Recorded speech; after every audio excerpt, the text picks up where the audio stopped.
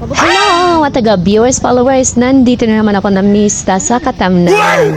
Hindi ngayon, ito yung nag-invite kasi yung forma namin dito sa sa bahay ko. Tapos, grabe ang sekot talaga. First time namin nagpiesta dito sa Katamnan. 4 days, year. And then now, dito, meron ako nakita na humpanya si Borg Ninder. Ito. Alam mo ba yung husband ko?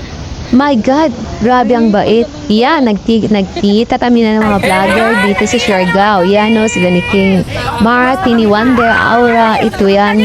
Grabe yung gala namin doon sa Katamnan. Grabe ang seko talaga nakita po sila. At ito yung pupunta kami dito at kasama ko yung worker ko yan.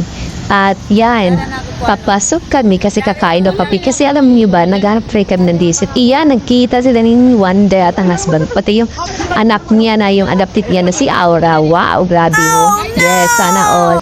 Yan, dabi nalasing na ako. Yan na naman. Yan, kumanta na po. Ito yung nahatabo.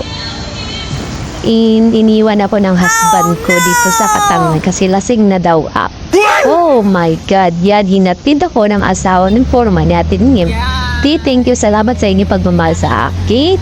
Grabe, sabi ko sa kanila na mag-stop kami dito sa Maasi kasi bibili ako ng tuway. Kasi yung tuway sarap talaga yung kilawin at pagkain sa kaning-kaning, ganyan, di ba? Wow, yan. Niya feeling talaga ni Celine Odit. Wow, sana all. Bilhin mo na rin lahat. Yan, nakauwi na po sa North Burgos, Siargao. Bye-bye!